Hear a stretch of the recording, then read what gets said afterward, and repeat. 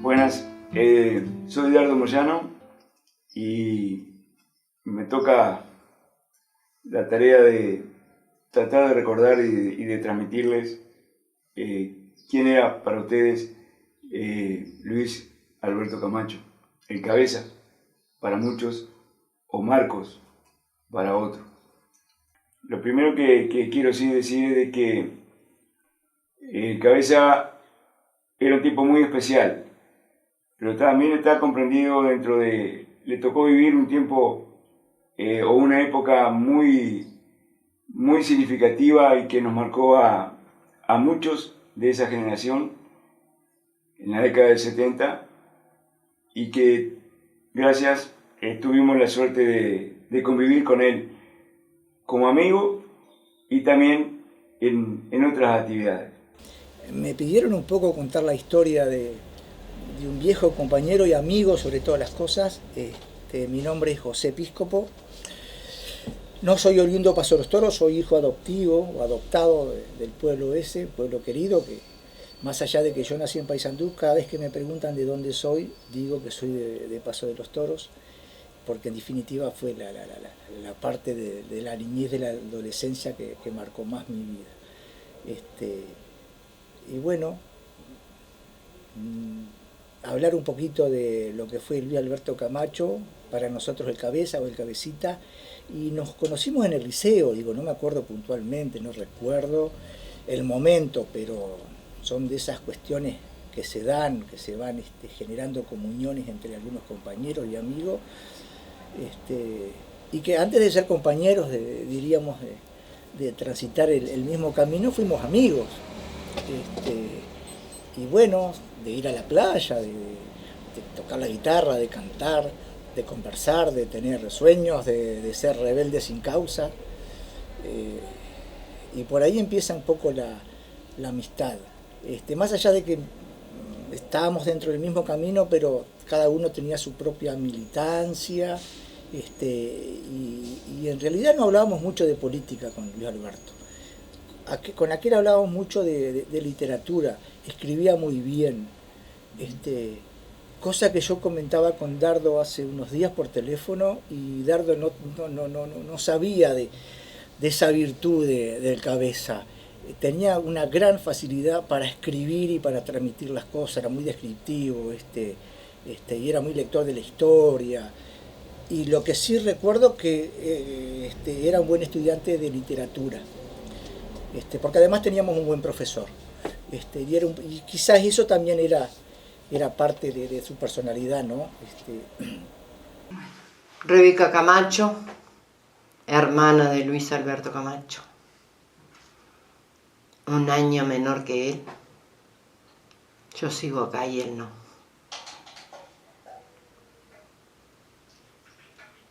Especial mi hermano, muy especial. Todo él.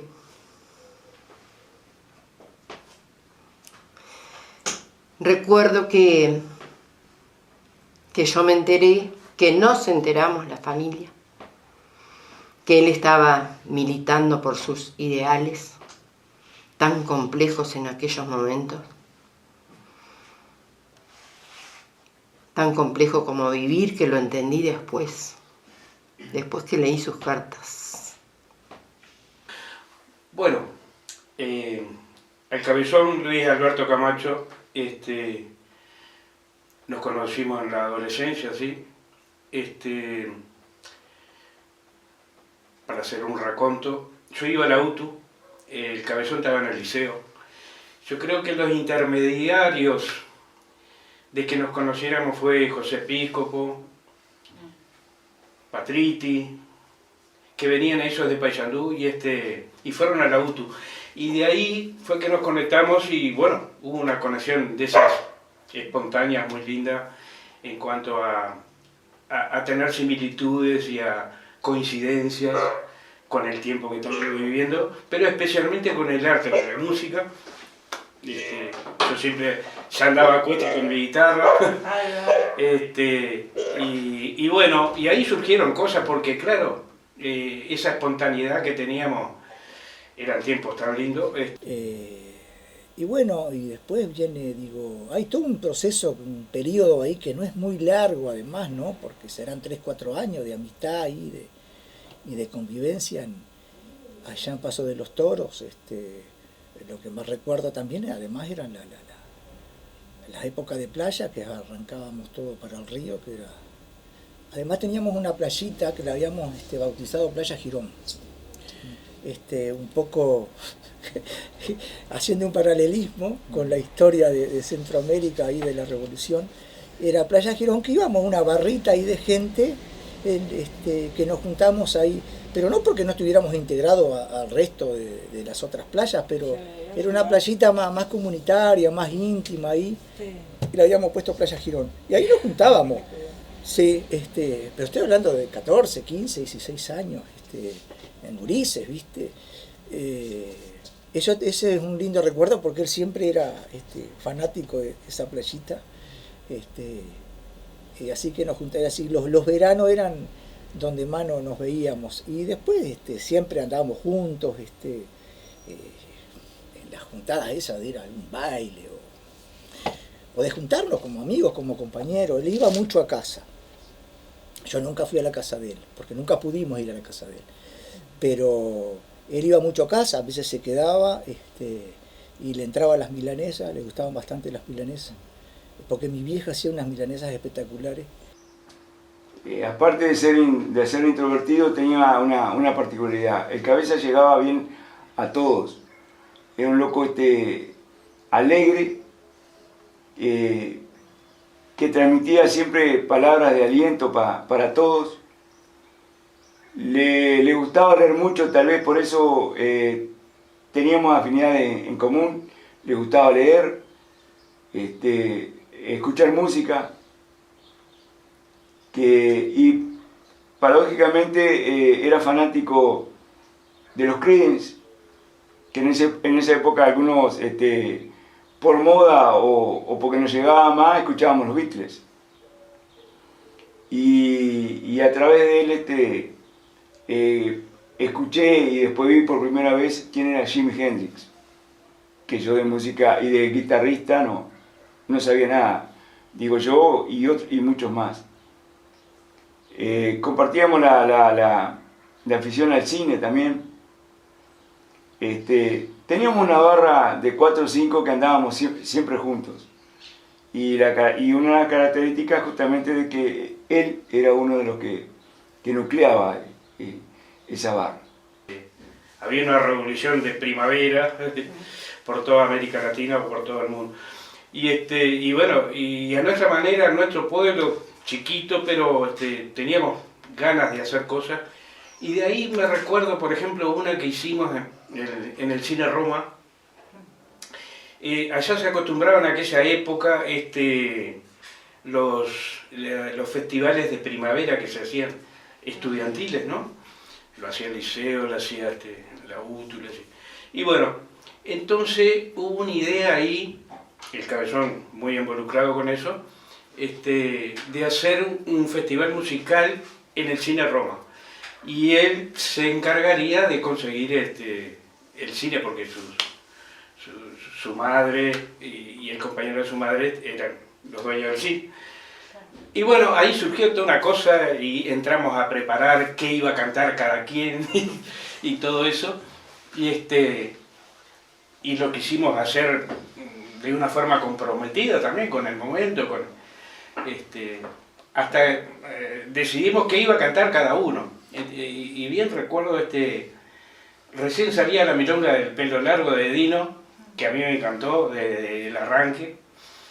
Y entonces había que hacer una canción, era conjurado además. Y la ensamblamos con una poesía de Salerno, Caídos en Pando, que se llamaba La Cuenta, me acuerdo. Entonces hay una parte de la cuenta que dice, la cuenta siempre fue la misma, fue un vivo el que la inventó. Y de eso hace mucho tiempo la puta que la parió. Y el cabezón me decía, no, Gego, no vayas a decir la puta que la parió, porque ahí va a estar... No, yo no voy a decir la pucha que lo tiró. Pero cuando surgió todo aquello, había una hinchada, porque también por aplauso valía, ¿no? Y yo, ¿cómo voy a decir la pucha que la tiró? No le podía fallar a mí. Bueno, la cosa es que salió a toda voz aquello, se paró la directora del liceo, que era, no me sale, Tejedor, era el apellido, rompió el libreto nuestro y quedamos descalificados.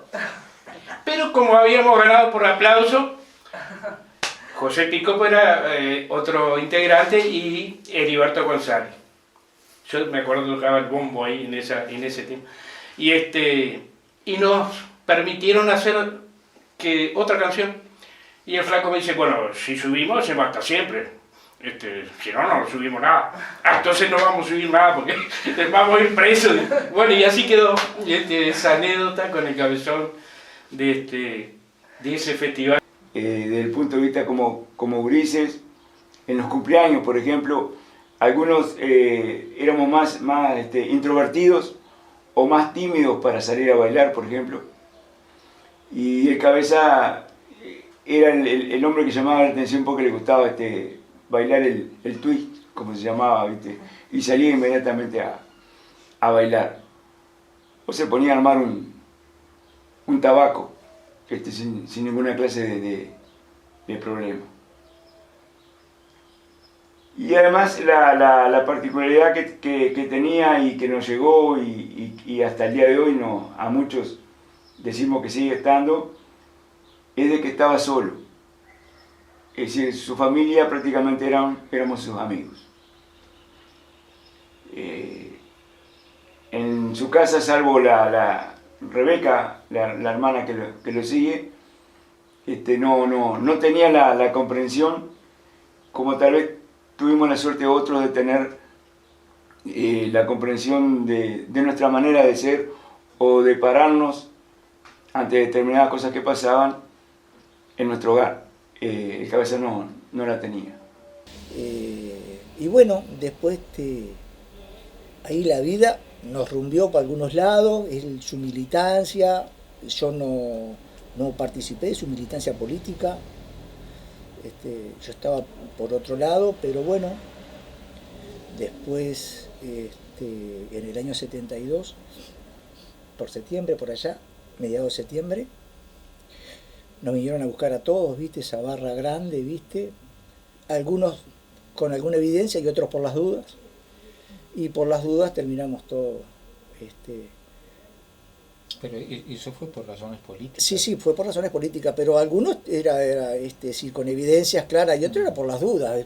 Esa es la realidad, porque a un hermano mío que era mellizo, que hoy falleció, y lo llevaron por las dudas, como era episcopo y había un entorno político bastante embromado en esa época, y bueno, por las dudas marchó también. Nosotros éramos adolescentes, yo era adolescente y mis hermanas más chicas. O sea que yo sentí algo espantoso, me imagino que mis hermanas doblemente o triple el miedo. Creo que eso fue lo que más sobrepasó aquel instante de venir a revisar toda la casa, que era el allanamiento, de sentir esa... Yo le puse bayoneta acá en el pecho y quedar durito, estático, congelado. Mi hermano no estaba en la casa. Y bueno, y después ahí tuvimos una experiencia entre los dos, muy personal, de estar ahí en un calabozo durante bastante tiempo. Qué bueno que no fue de la más feliz.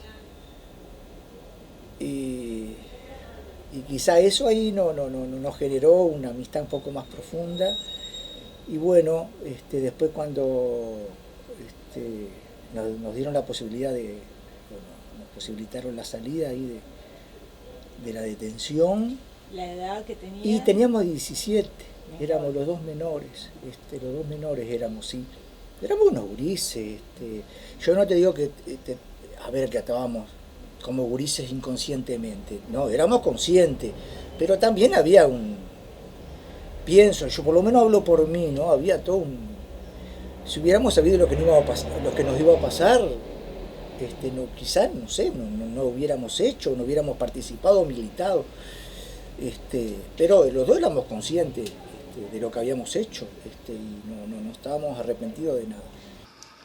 Después la prueba mayor de sufrimiento para mí fue cuando nos dijeron que estaba preso e ir a verlo a la cárcel y verlo tras de esas rejas.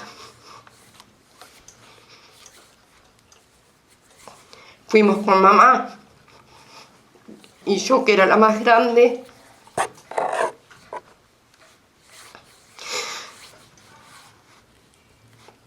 Era mucho dolor,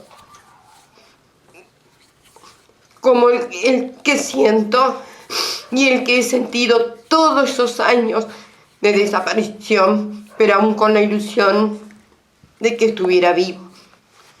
Y cuando nos sueltan el permiso o la orden era de que no podían tener más contacto con nosotros. Bueno, felizmente eso no ocurrió.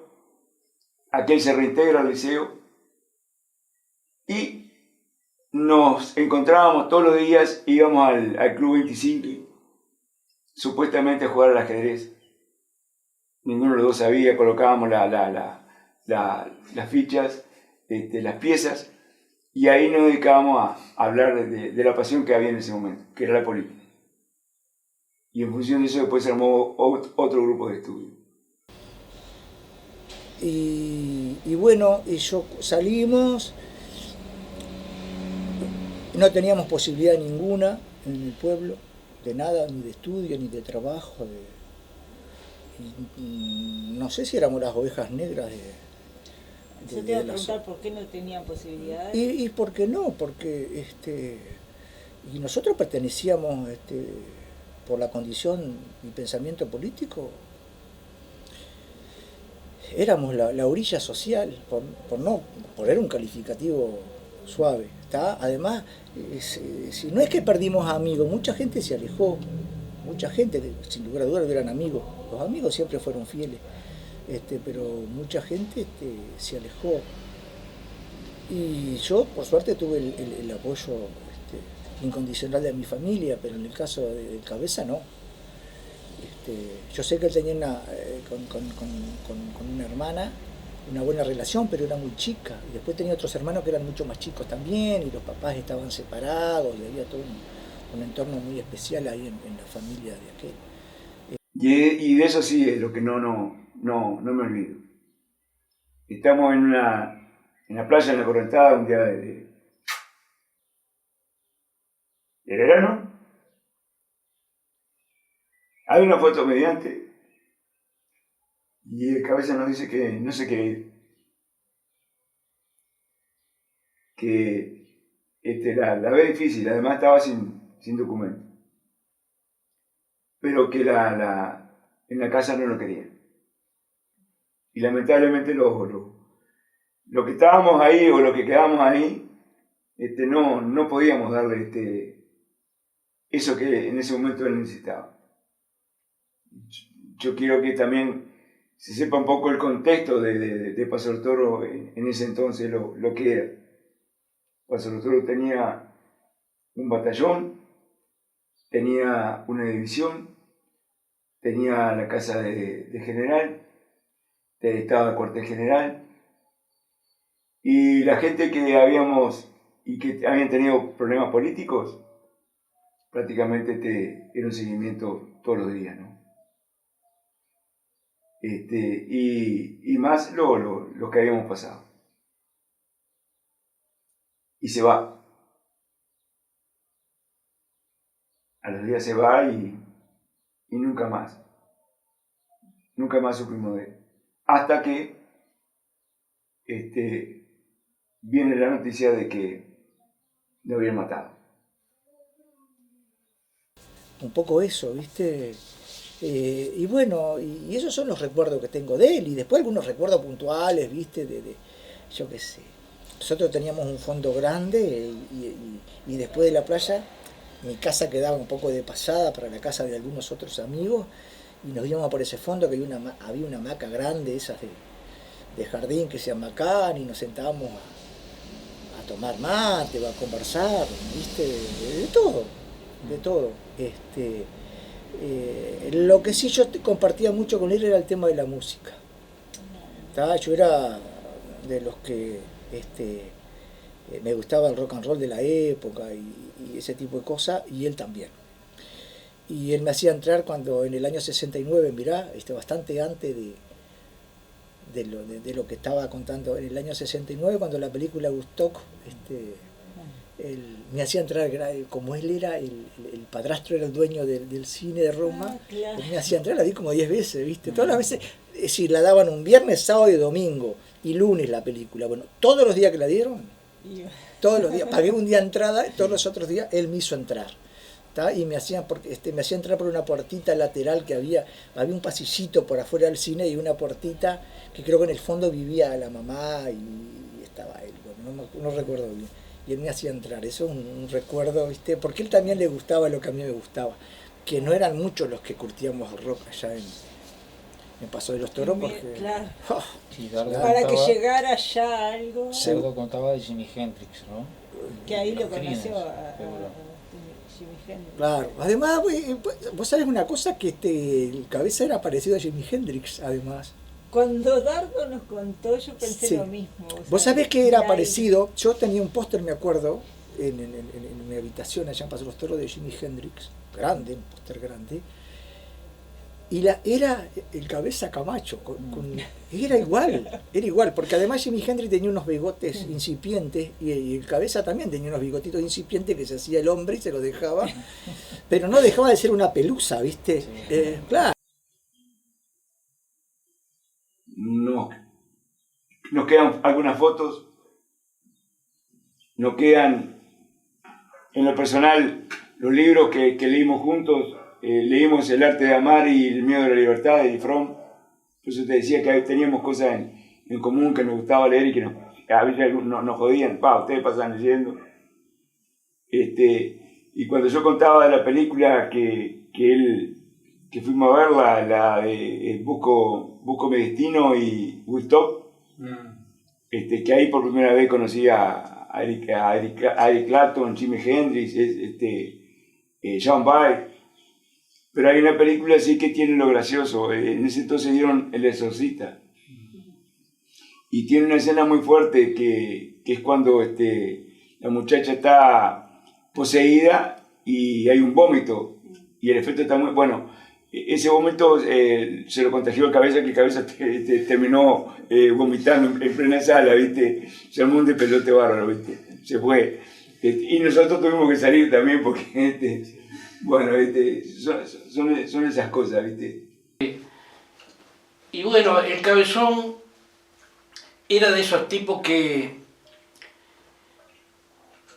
le gustaba escarbar, para decirlo de alguna manera, para llegar a lo que vos sentías, a lo que vos pensabas, esa calidad de escuchar tenía, que era preciosa, y de una forma, con un tacto muy especial, al cual, no sé si era con todo el mundo, pero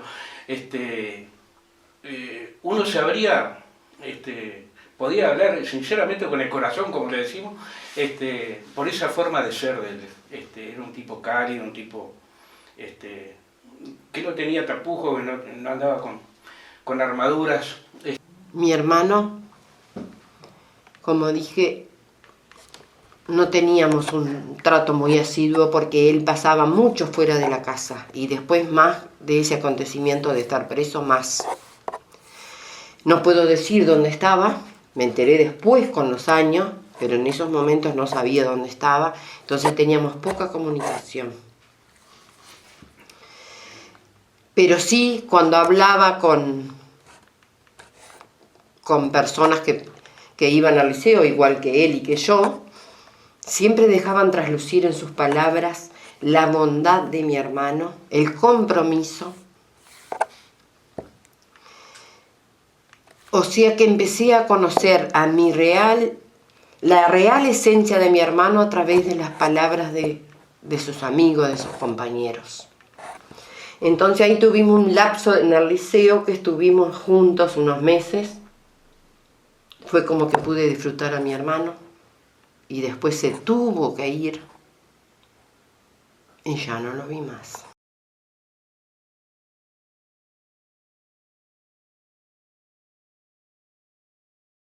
Me llamo Marta Matos y fui compañera del liceo de Héctor Castañeto.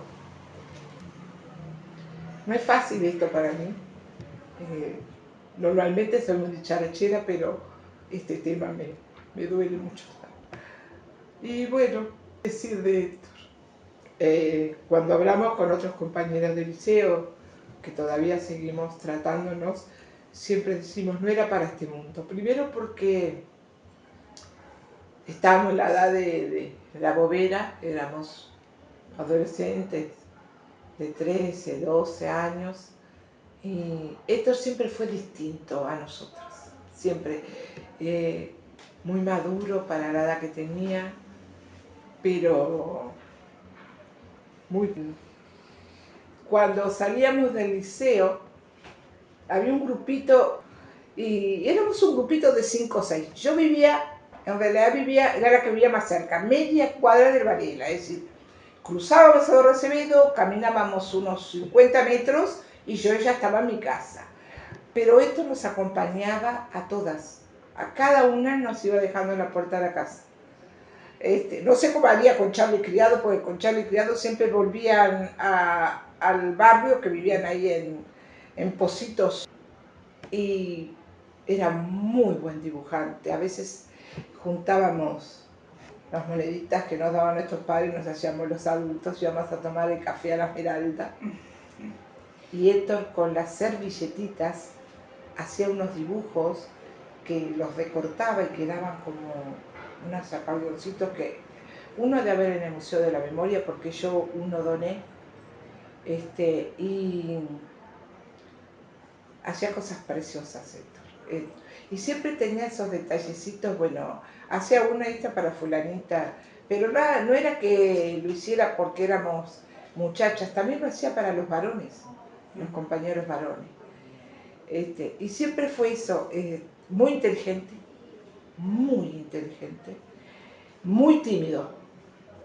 No era de participar mucho en la clase, o nosotros lo veíamos así, porque nosotros éramos un desastre.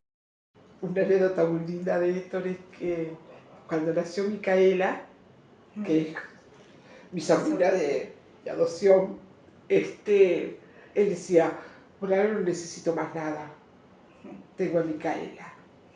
Eran palabras de él. Y después, claro, las cosas nos fuimos enterando dónde es que la habían detenido, que era alguien propios, que él iba a entregar unos discos, porque compraba discos y los vendía para costearse sus estudios. Era un ser especial. Quiero remarcar algo, Sí. porque yo soy muy...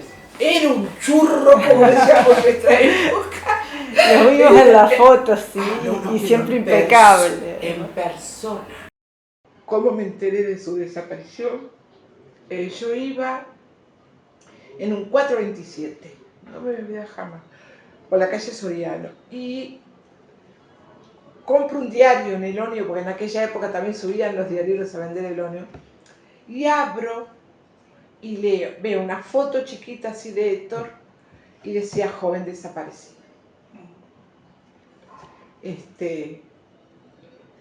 Y ahí empezó todo el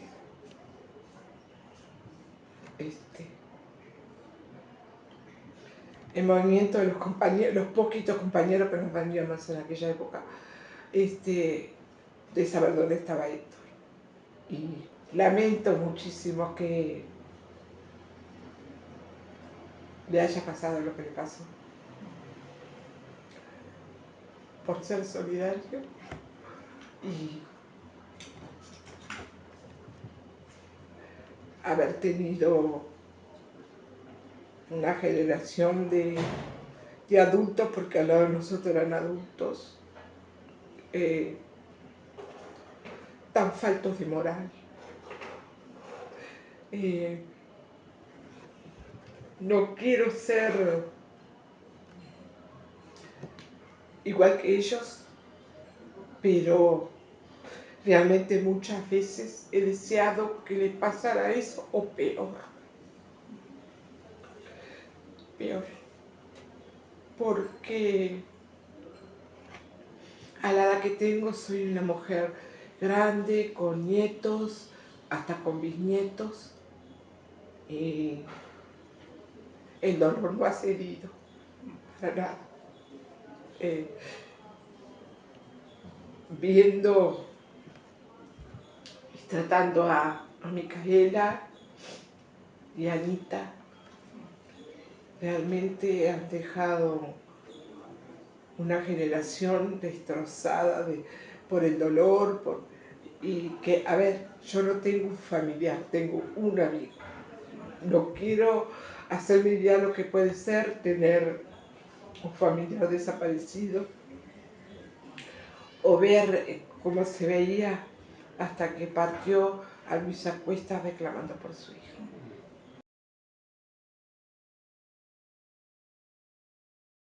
Bueno, soy Miriam Herrera Goicoechea, me dicen Monina, soy prima hermana de Gustavo, lo vi desde que nació, vivíamos pegados, acá en Paso de los Toros. Mi nombre es Ademar Stoyanov, y estoy acá con estos amigos, compañeros, queriendo hablar o relatar un poco la relación con Gustavo Goicoechea, un hermano de la vida, Gustavo Goicoechea, y también de su compañera Laura, que la conocí en los tiempos, pero también son esos tiempos intensos, digo, que dan para conocer bastante a la gente. Un gordito bueno, tranquilo, muy generoso, siempre de familia muy cristiana, muy cumplidora del catolicismo, mis tíos, mi madre también. Fuimos primos muy unidos, pero en circunstancias de la vida mi tío se tuvo que ir Alejandro Goicoechea se tuvo que ir a trabajar a Montevideo, así que él marchó más o menos con 6 años. Y de ahí, esporádicamente, cuando iba a Montevideo, cuando yo fui a estudiar a Montevideo, educación física, todos los fines de semana, a pesar de que no paraba ahí, me iba a pasar con ellos, porque era la familia más cercana que yo sé. ¿Cómo nos conocimos con Gustavo? Yo era un estudiante, militaba en el gremio del Liceo 22 de La Teja, teníamos actividades ahí en la zona, era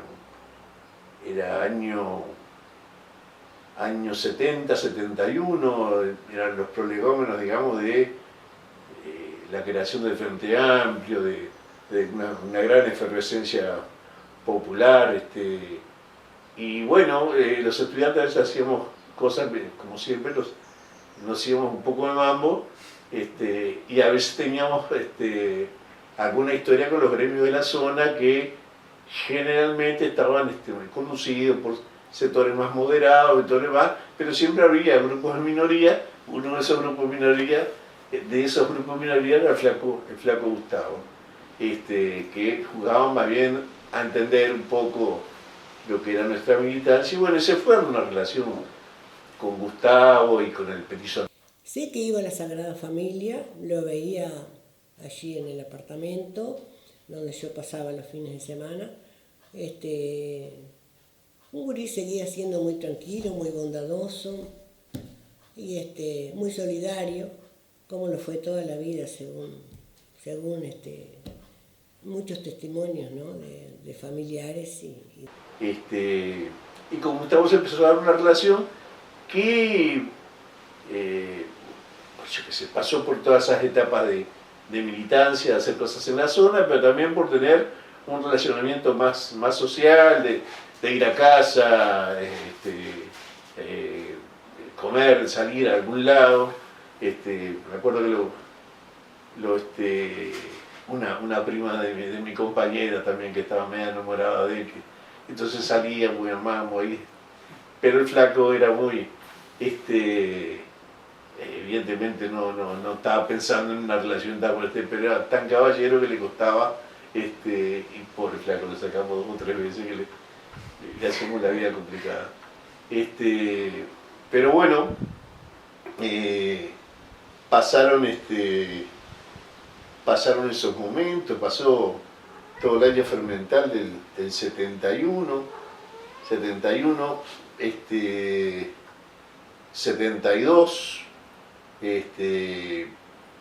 yo ahí empiezo a trabajar en la fábrica textil La Aurora, entonces empezamos también a tener vínculos entre los gremios de la zona. Con Gustavo fuimos afianzando esa relación de mucho tiempo. Llegamos, digamos, al momento de la huelga general, tratando que no se me mezclen las fechas, pero fue en ese momento, estamos hablando en el 73. Sí, fue posterior a la huelga general, que hay una detención de compañeros, y salimos a hacer una pintada. Yo no salí, porque Sol estaba embarazada y estaba a punto de tener familia. Salió un grupo de compañeros, y a raíz de eso, que caen detenidos, interrogatorios y todo lo demás, nos mencionan a Gustavo, Antonio Asensio,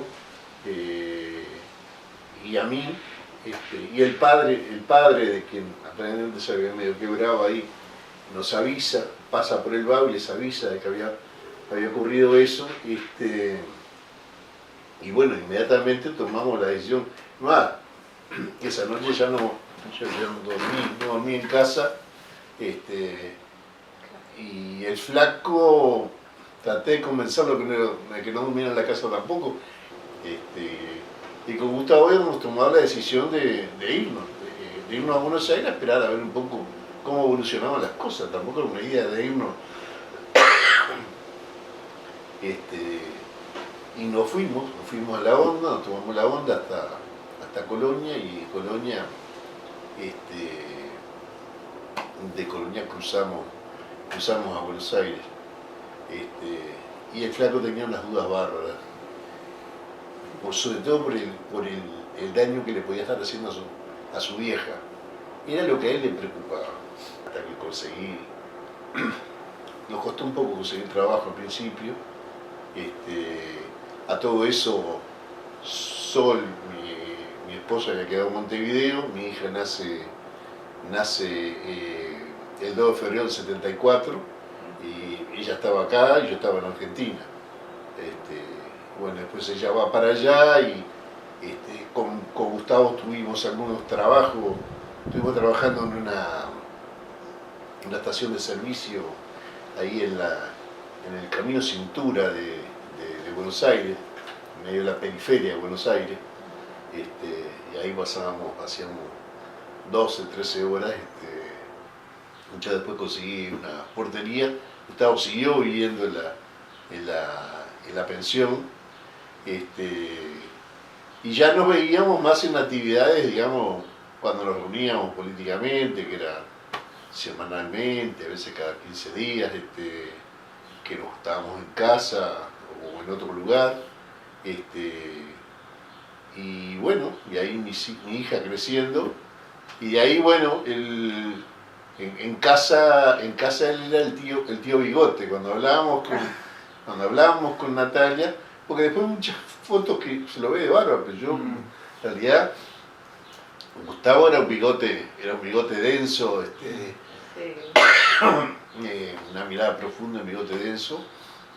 Había empezado a trabajar en una empresa, no me acuerdo cuál, de compra-venta, porque él después creo que al final, al tiempo, consiguió un laburo más estable y mejor remunerado en una empresa, no sé si Electroluz o algo así, en Buenos Aires, pero eso fue después.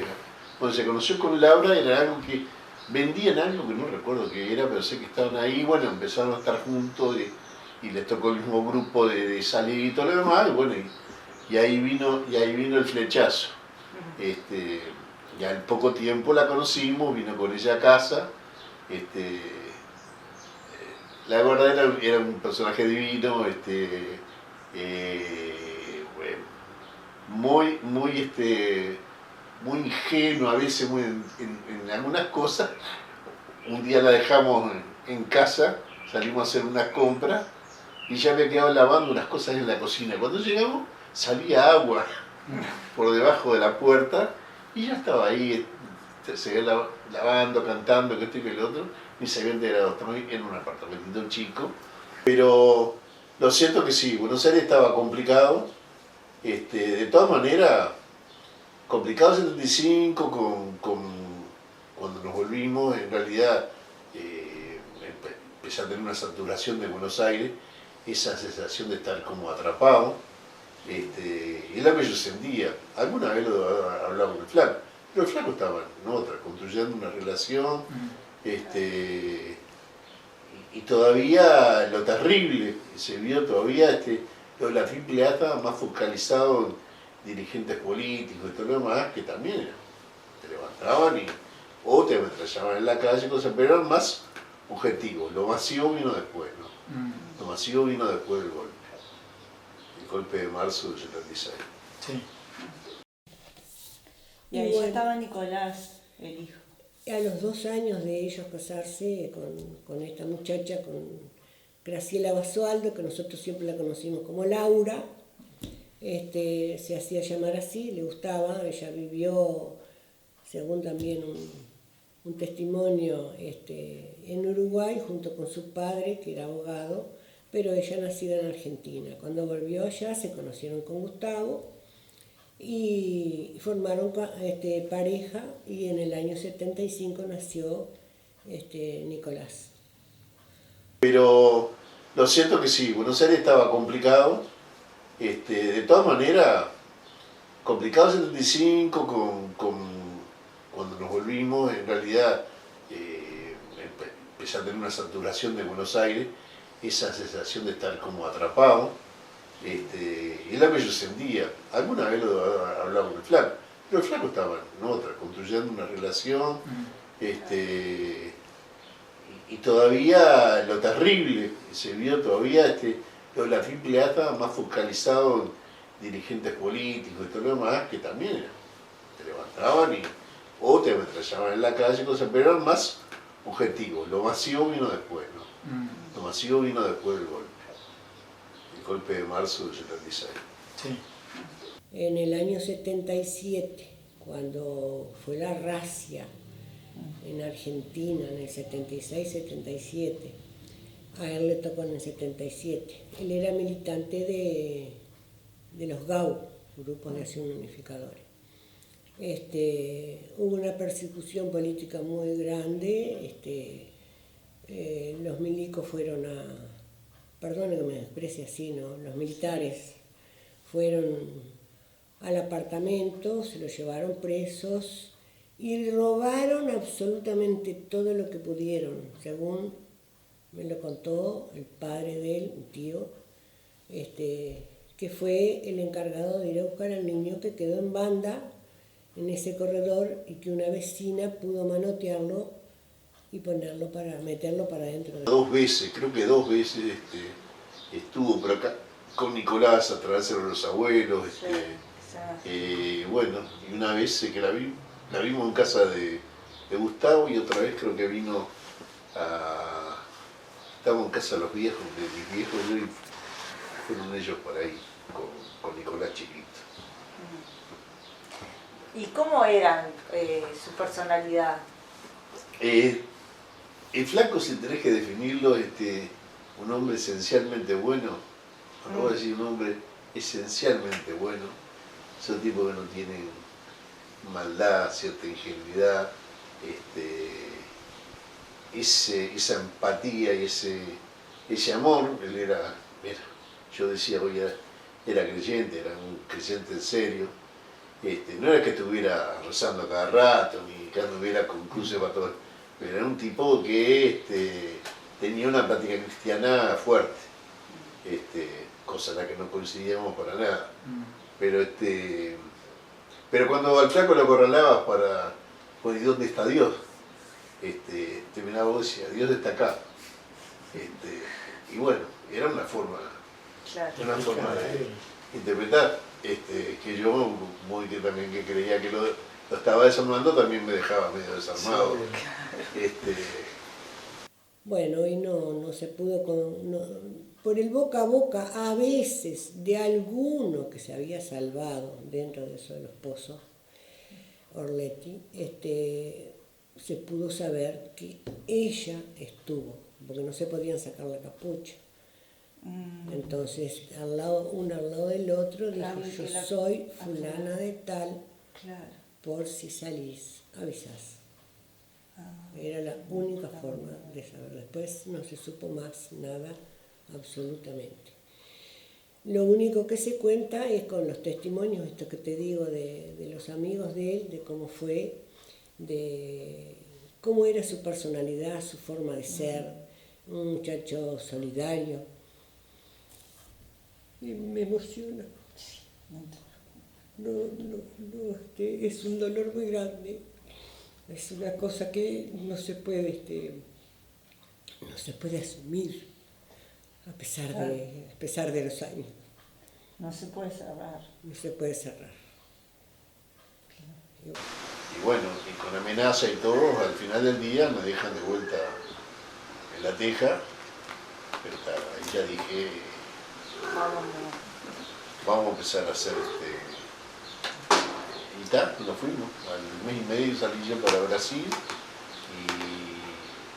y un mes después fue Sol con mi hija para Río y nos juntamos ahí, de ahí a Francia. Mirado, porque estoy hablando y recordando. Sí. Ahí sentado en el arzobispado, un día me dan una publicación de Clamor, que era una publicación que se hacía en Santiago de Chile, creo que también el arzobispado de Santiago de Chile. Empiezo a mirar fotos desaparecidas y ahí veo la foto de Gustavo. No estoy acordando ahora, alguna otra vez me lo he recordado, pero ahí fue cuando tuve el impacto tremendo de verlo desaparecido. Yo hasta ese momento no sabía.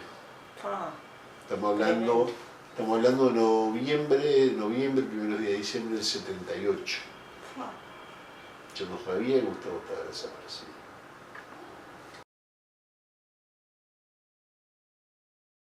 Bueno, siempre hablando de Paso de los Toros y de la gente de Paso de los Toros, con el que tuve cierta relación de amistad, no fue una amistad íntima ni nada, y que nos conocíamos, fue con Pedrito Callaba, que cuando se puso la placa en Paso de los Toros, en la cárcel de mujeres, que ella estuvo ahí, yo me encuentro con ella, yo no la conocía personalmente, me presenté y le dije que había conocido al papá y que tenía algún tipo de relación de amistad. Él era un poco más grande que nosotros. Lo que sí, él era una persona muy especial. Él pertenecía a una familia de clase acomodada del pueblo. El apellido mismo ya lo decía, ¿no? Una familia bien, pero de clase clásica, tradicional, pero de familia desde el punto de vista financiero, económico, acomodada, que no era el común denominador. Había 5, 6, 7 apellidos que pertenecían a esa clase. Y aunque parezca raro, yo nunca hablé de política con Pedro. Yo no sabía, nunca supe lo que pensaba. Lo que sí sé que él, más de una vez, ¿querés tomar Coca-Cola?, me preguntaba, íbamos para la casa y abría la heladera. Y había unas Coca-Colas chiquititas que se vendían por casillero, que no era común en ningún lado, y él tenía toda la heladera, la parte de abajo, llena de esas botellitas, y tomábamos Coca-Cola, a diestra y siniestra, y para mí era una fiesta, y él también, y destapaba, y tomaba, y compartíamos, es decir, era muy especial. Yo no sé cómo me vinculé con él, posiblemente porque él usaba el pelo medio largo y yo también, y capaz que, viste, que siempre los pares ahí se andan buscando, puede ser por ese lado, pero siempre íbamos, nos invitaba a ir a la casa, una casa muy linda ahí sobre 18 de julio, y tengo recuerdos de tomar mucha Coca-Cola de las chiquitas, bien helada, sobre todo en verano, bien helada con él. Y a veces nos encontramos y conversábamos, no recuerdo, de temas generales, pero nunca hablé de política. Es más, cuando me entero que estaba desaparecido, para mí fue una sorpresa. Porque después nos dejamos de ver, él se había venido para Montevideo y yo me había ido también del pueblo y nos dejamos de ver, literalmente. Fue una sorpresa porque no suponía que su posición ideológica, filosófica, tenía que ver con la lucha sindical. Yo creo que él había trabajado en FUNSA y ese tipo de cosas y andaba por ahí. Así que, pero ese es el recuerdo que tengo de Pedro. Siempre lo cuento. Me empaché de Coca-Cola en la casa de Pedrito.